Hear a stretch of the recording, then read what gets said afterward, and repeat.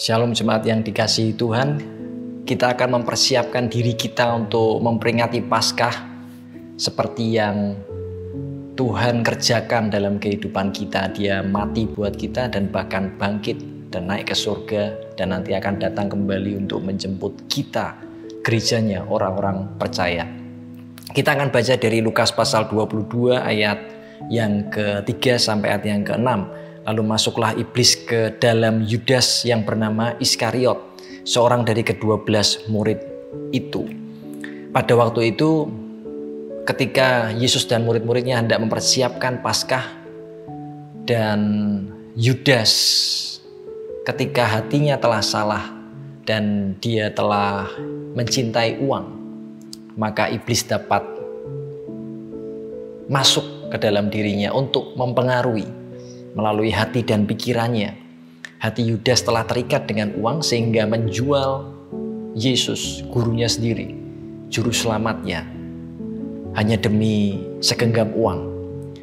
Di sini kita bisa belajar bahwa untuk menerima Paskah, anak domba Allah yang tersembelih itu, Yesus Kristus sebagai juru selamat kita harus mempersiapkan hati kita yang pertama untuk tidak mencintai dunia ini. Kalau kita mau mencintai Tuhan dan kita tahu bahwa Dia mencintai kita harus belajar melepaskan cinta akan dunia. Kalau kita membuka hati kita atau mencintai dunia, maka itu memberikan ruang bagi iblis untuk bisa menguasai hati kita.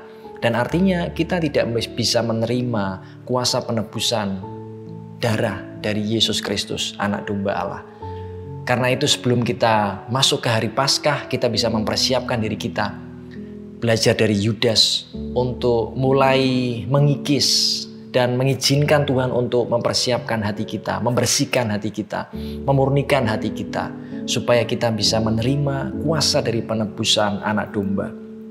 Ayat yang keempat, lalu pergilah Yudas kepada imam-imam kepala dan kepala-kepala pengawal bait Allah dan berunding dengan mereka bagaimana ia dapat menyerahkan Yesus kepada mereka. Mereka sangat gembira dan bermufakat untuk memberikan sejumlah uang kepadanya. Ayat yang ke-6, ia menyetujuinya dan mulai dari waktu itu ia mencari kesempatan yang baik untuk menyerahkan Yesus kepada mereka tanpa setahu orang banyak. Hati yang telah dikuasai oleh cinta akan uang, kita akan rela melakukan apapun, bahkan menjual Yesus atau menjual iman kita.